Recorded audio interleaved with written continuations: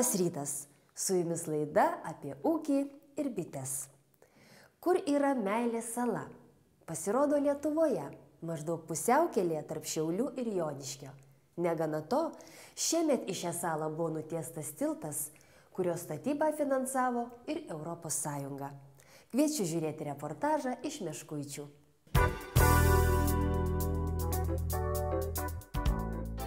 Ir čia, aišku, renkasi jaunimas. Jaunų ypatinga tuom, kad ir jinai yra ir meilės sala.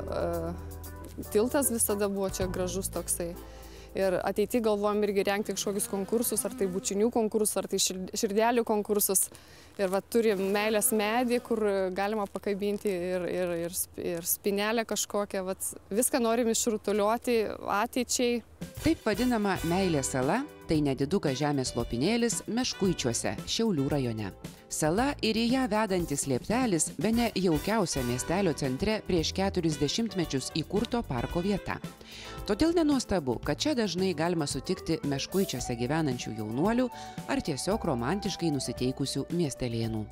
Kaip iš pamokų visi yra linkę pabėgti, bet mes žiūrime, kontroliuojam, kad būtų pamokose, užsiėmimuose, o tai ateina po užsiėmimų. Tiesiog gyventojų tokių lankančių tą parką labai buvo sumažėję, o kai atnaujam parką, kiti ėjo iš smalsumo, kiti tiesiog žaisti, ypač vaikai labai džiaugiasi nauja krepšinio aikštelė, nes yra ir guminė danga, yra labai ir treniruokliai šalia aikštelės, ten tokia sportinė zona ir vaikams tikrai yra labai aktualu. Gimnazija čia įvairias sportinės varžybas rengia, mes taip pat jaunimo daug tikrai džiaugiamės ir pagrindas, kad jaunimas turėtų kur įsijimti, mes ir norėjom padalinti į kultūrinę ir į sportinę dalį, į dvi, kadangi yra Beržų alėja, skyrė parką. Tai ir džiaugiamės, kad dabar aikštelė krepšinių visada pilna jaunimo. Laukia eilė, kas žais, bet to turim dar tinklinio aikštelę, nepabaigėm, tik apsėjom, turėsim dar ir futbolo aikštelę. Buvo išvalyti 3 tvenkiniai, atnaujinta sena krepšinio aikštelė, dabar čia bus rekreacinė poilsio zona, daugiau koncertai vyks, nauja krepšinio aikštelė pastatyta, tilteliai 2, suoliukai nauji visur, šiukšliadėžės, vaikų žaidimų įrenginys, tualetas persirengimo kabina, ten yra tokia poilsio zona ir kartu ir krepšinį galima žaisti, tinklinį šalia žaisti, įsimaudyti, pliažas mini padarytas. Meškuičių miestelio bendruomeniai jau seniai norėjosi atgaivinti pačiame miestelio centre įrengtą nemažą parką.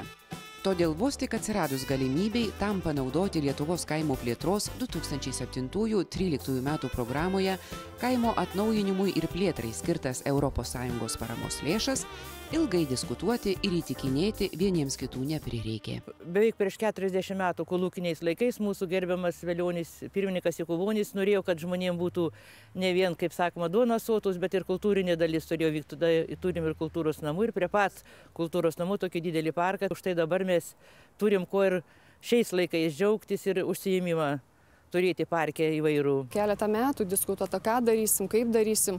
Ir patys žmonės jo tiesiog, ir kaip jaunimas, ir neįgalieji, ir moterų klubas patys ėjo, patys siūlė. Nebuvo kažkas, kad ar savivaldybė kažkur nuleistų, ar seniūnė kažką pasakytų. Žodžiu, visi kartu. Meškuičių bendruomenė pas mus 2 metai ir šiais metais irgi taps metų bendruomenė, kadangi tikrai aš turbūt galiu pasakyti drąsiai, kad ir Lietuvoje nedaug tokių bendruomenių yra, kurio taip dar nedirba. Jie šitą projektą teikė be konsultantų, patys rašė, patys žiūrėjo, administravo, patys teikė mums mokėjimo prašymus. Bendruomenė, visi dirba bendram Meškuičių labui. Tai žinokit, tikrai yra labai pagirtinas pavyzdys ir tiesiog rezultatai matosi. Meškuičių miestelio bendruomenės pirmininkė pasakojo, kad parko atnaujinimo projektas dar labiau sutelkė ir taip vieningą bendruomenę. Meškuitiečiai ne tik negailėjo naudingų patarimų projekto iniciatoriams, bet ir noriai prisidėjo savo darbu. Kas tiesiog padėjo tvarkyti aplinką ar sodinti gėlynus, o kas ir skulptūrų sukūrė savo miestelio parkui papuošti. Žmonės mato, kad darbai yra reikalingi, naudingi ir jie jungiasi tada ir nors kiek be galėdami prideda, nes jeigu visai nieko bendruomenė nedarytų, nu tai kam ta bendruomenė reikalinga. O čia matau, kad tikrai konkretus geri darbai vykdomi ir žmonės pritarė. Visi jau tilteliai jau buvo kaip ir pasenę, supuvę, suoleliai taip pat irgi jau buvo visiškai netinkami sėdėti. Ir idėja tiesiog kilo iš pačių ir moterų klubas pas mus ėjo, ir neįgalieji ėjo, ir jaunimas ėjo, tiesiog norėjo naujos aikštelės. Aikštelė buvo ištrupėjęs asfaltas, tiesiog visi ėjo su savo reikalavimais, pageidavimas. Ir jau daug metų ta mūsų idėja jau sukosi ratų visų galvose ir visgi laukiam kažkokios progos, kažkur, kur galėtumėm visą tą, pateikti kažkokį prašymą, paraišką ir kur galėtumėm sutvarkyti. Pirmas prioritetas pas mums yra, kad būtų nauda kaimo gyventojui, kad būtų išliekamoji vertė, kad tikrai jis galėtų naudotis. Čia jau vienareikšmiškai pagrindinis mūsų prioritetas. Ir matot, turbūt pagal šį pavyzdį, aišku, matot, kad tikrai nauda didelė. Parama Meškuičių parko rekonstrukcijai buvo skirta pagal Lietuvos kaimo plėtros 2007-2013 metų programos 3-osios krypties priemonę Kaimo atnaujinimas ir plėtra. Miestelio bendruomenės projektas atitiko Šiaulių rajono vietos veiklos grupės vietos plėtros strategijoje numatytus tikslus ir buvo finansuojamas iš šios strategijos įgyvendinimui numatytų ES lėšų. Šiaulių rajono vietos veiklos grupė, vykdydama savo strategiją, nuo 2009 metų iki šiol yra paskelbusi 4 kvietimus teikti paraiškas vietos projektą. Per šitą laikotarpį mes sulaukėme 63 paraiškų, iš kurių 54 tenkinome. Tai reiškia, kad 54 vietos projektai gavo paramą ir šiuo metu įgyvendinami, kai kurie yra jau įgyvendinti. Parama vietos veiklos grupėms buvo paskirstyta irgi tam tikrais principais, atsižvelgiant į gyventojų skaičių, atsižvelgiant į tai, ar teritorija yra probleminė ar ne, pagal tuo metu galiojusi vyriausybės nutarimą. Ir kaip bazė kiekvienai vietos veiklos grupiai buvo skiriama 3 milijonai litų, vadinamųjų tokių baziniam administravimo išlaidoms padengti. Na, o parama iš tikrųjų labai skyrėsi ir nuo 6 milijonų litų iki 16 milijonų litų lėšos yra skirtos pagrindiniams keliems dalykams, tokiems kaip administravimui, natūralu, nes vietos veiklos grupė yra tarsi tokia maža organizacija, maža administracija, kurios poreikiams patenkinti natūralu reikalingas finansavimas, o didžioji dalis buvo skirta pačių vietos plėtros strategijų įgyvendinimui. Rašydami strategiją, pagrindinius prioritetus turėjom viešųjų erdvių tvarkymą, bendruomenės patalpų tvarkymą, taip pat turėjom infrastruktūros tvarkymą praktiškai, tai buvo vandentvarkos projektai ir turim 2 išskirtinius projektus, turbūt mažai kas Lietuvoje turi bendruomenės namų statybą. Šitų projektų specifika yra tame, kad juose paprastai dalyvauja visa bendruomenė.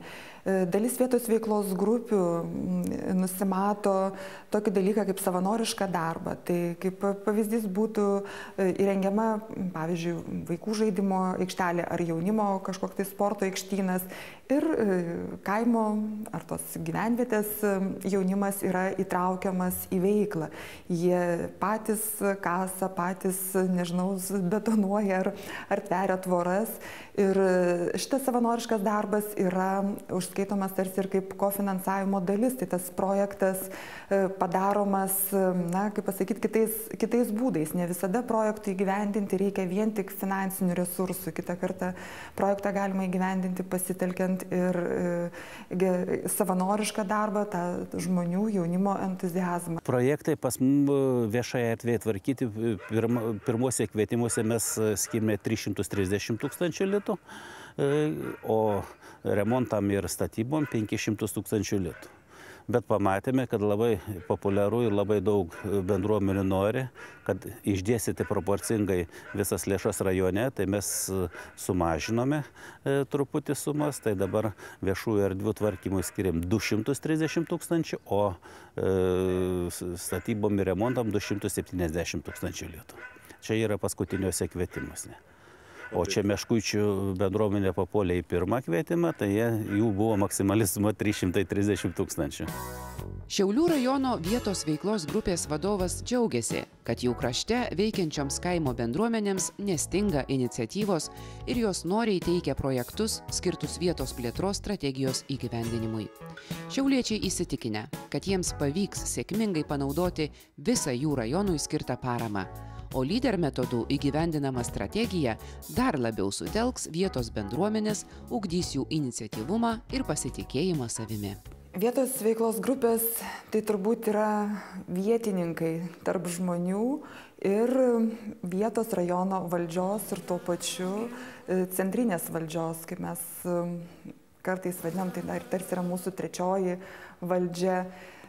Tai tokie visuomeniniai dariniai, kurie padeda pamatyti vietos problemas, jas identifikuoti, sugalvoti toms problemams skirtus sprendimo būdus, paversti į visiems suprantamą kalbą ir tuo pačiu sugalvoti tuos būdus, surasti finansavimo šaltinius. Ar noriai dalyvauja, ar supranta bendruomenės, kas yra lyderis, kur jo yra privalumai.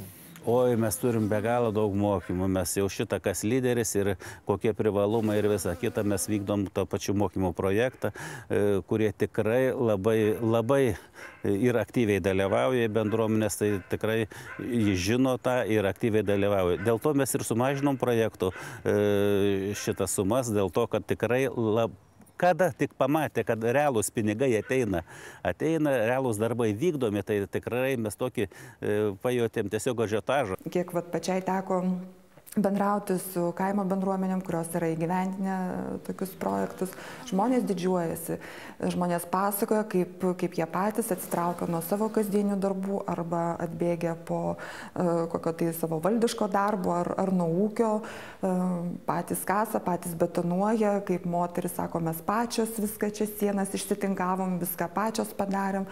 Ir žmonės džiaugiasi, jie didžiuojasi tom, ką jie daro. Tai va tokie tie projektai yra kitokie, jie projektai su dvasia. Iki atėjus į tos projektus jau ta vienybė turi jausis. Jeigu nėra tos bendruomenės ir tos vienybės, tai praktiškai mes žiūrim, ar pajėgi būtų bendruomenė įgyvendinti tą projektą. Vis tiek tai atsakomybė tai ir mums yra. Ir tie, kai yra savanoriški darbai, visi kiti. Jeigu žmonės sudalyvauja, paskui jisai tą, kur įdėjo savo darbą, jisai prižiūri, ne to, ką laužo, jis prižiūri, ką kitas nelaužytų ar dar ką nedarytų. Ir ateina vieną kartą sudalyvavęs, paskui jau tikrai labai lengva prisikviesti jos į darbus ir taip šiokios talkas ir renginiuose. Tas tikrai jaučiasi. Rekonstruojant miestelio parką neliko nuošalyje ir Meškuičių jaunimas. Aktyvūs jaunuoliai ne tik padėjo nudirbti projekte numatytus darbus, bet ir patys sumanė, kaip galėtų paįvairinti savo laisvalaikį. Profesionalių sportininkų padedami, jie iš tvenkinių iškastą dumblą panaudojo BMX dviračių kroso trasai supilti. Iki šiol pas mus kiekvienais metais vyksta ir talkos, tiesiog jaunimas pats kala šiukšliadėžes ir parke iki šiol dabar mes pakeitėme tas projektinės naujas. Patys kalė, patys statė. Tos talkos tiesiog vyksta įdomios, su pasižadėjimais, su inkilų kalimais, 50 pastatyta inkilų, darželis gimnaziją pastatė moksleiviai kartu su tėveliais. Ir juos visada įjungiam. Ir tą parką jie visada griebia ir lapus, ir renka šakas, darželinukai renka šiukšlės. Žodžiu, visą jaunimą mes tikrai įjungiam. Meškuičių gimnazija yra daugkartinė Lietuvos sportiškiausių mokyklų konkurso prizininkė. Mes ten vos ne kasmet esam priimami aukščiausių lygių Seime ir apdovanojami. Tai čia mums yra toloka ateiti nuo gimnazijos ir neįtelpam mes į pamokos laiką. Čia tiesiog mes darom kitus sportinius renginius. Varžybas, jeigu ten tinka krosas arba ten krepšinis pavasarį ir vasarą. Žmonės turi darbo, patenkinti, kad turim gimnaziją, vaikų darželį, lopšelį, ligoninę, kultūros namus, gerą bažnyčią, puikų kleboną. Esame meškutiečiai patenkinti, kad turim beveik visas reikalingas žmogui įstaigas. Ir dėl to, kad žmonės turi darbo, mažai išvažiuoja į užsienį, Čia jie atranda savo laimės, savo šeimas geras, patvarės. O mes bendruomenė subūrė žmonės, norim, kad jie čia dar daugiau laisvalakį turėtų kur praleisti. Keičiasi Lietuvos kaimas. Oi, tikrai, tikrai. Paklauskit, tikrai pas mum rajone, bet kur tikrai sako, oi, ką būtų. Sako, ką be jūsų darytumėm, tai aišku, tai ne mes, o praktiškai tikrai vaizdą kaimo tai labai keičia. Nors maudynių metas Meškuičių tvenkiniuose jau senokai pasibaigė, vietos jaunimas nenusimena. Vos tik speigas sukaustys vandenį, miestelėje prasidės ledo ritulio sezonas. O po reklamos lankysimės Šeduvoje, kur veisiamos pačios tikriausios Lietuvos juodagalvių veislės avys.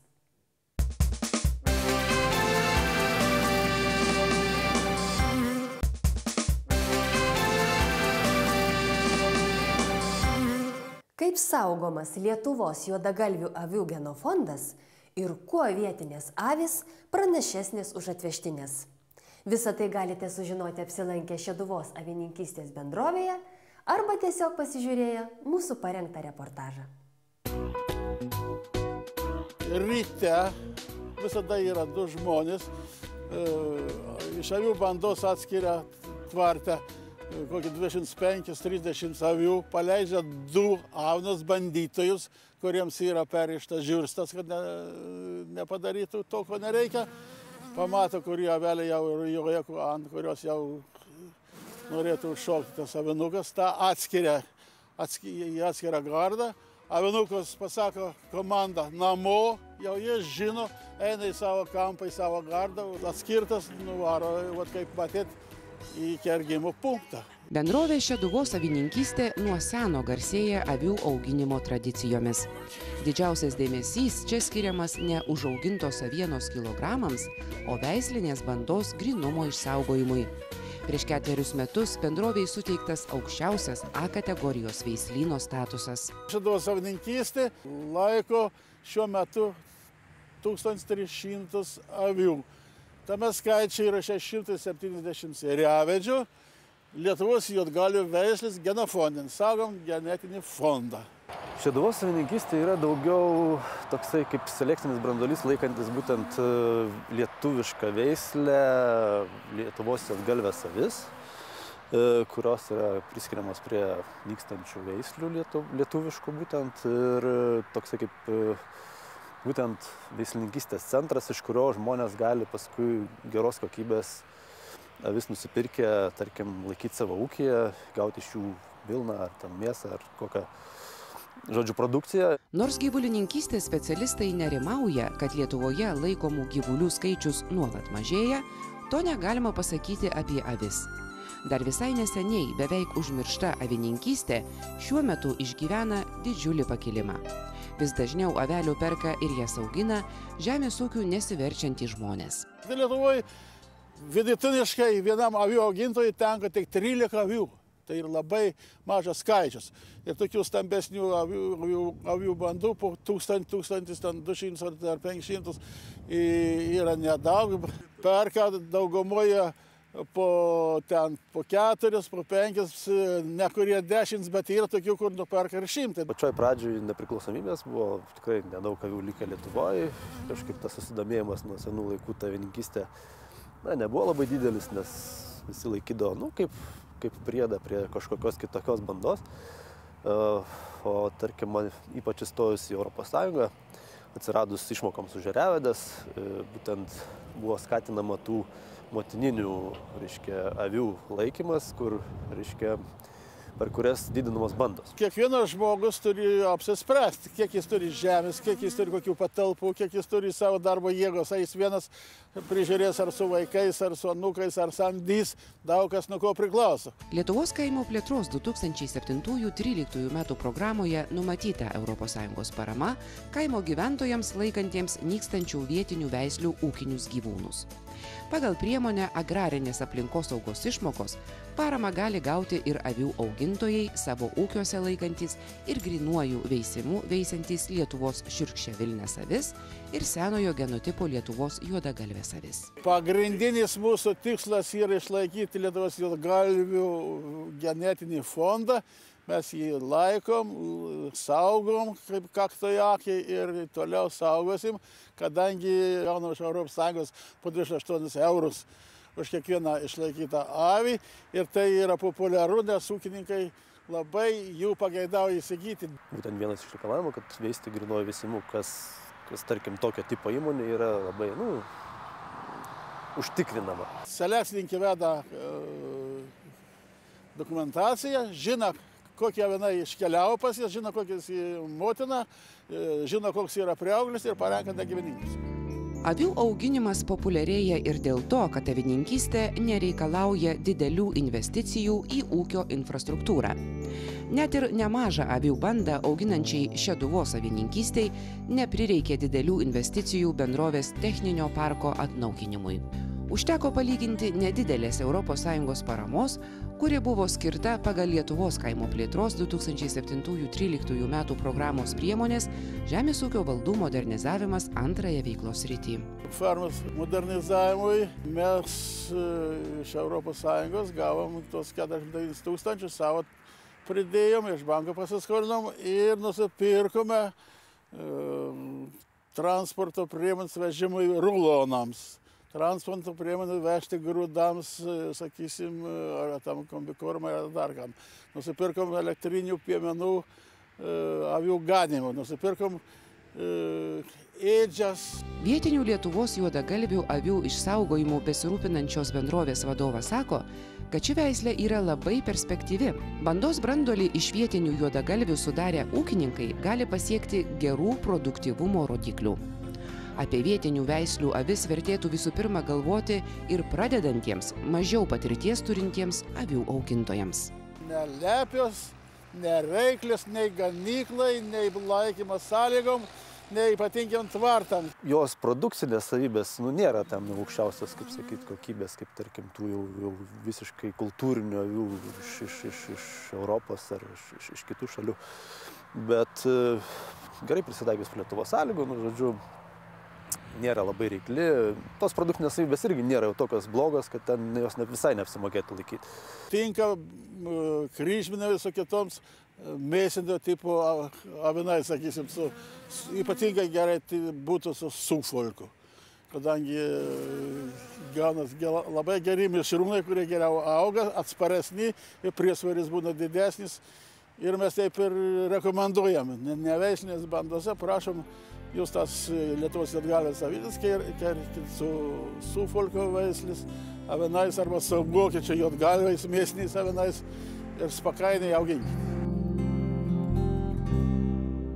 Avis auginantys kaimo gyventojai sako, kad tai naudinga finansiškai. Be to, aplink namus besiganančios avelės ne tik puošia aplinką, bet ir taupo savo šeimininkų laiką, kurie šį skirtų žolės pjovimui. Tiek parengėme šiam rytui, susitiksime lygiai po savaitės 9 val. Ryte per LNK. Kas nespėjote pažiūrėti mūsų laidos nuo pradžių, apie ūkį ir bites ieškokite internete adresu lnk.lt. Likite sveiki. Europa investuoja į kaimo vietovės. Projektą remia Europos žemės ūkio fondas kaimo plėtrai ir Lietuvos Respublikos žemės ūkio ministerija.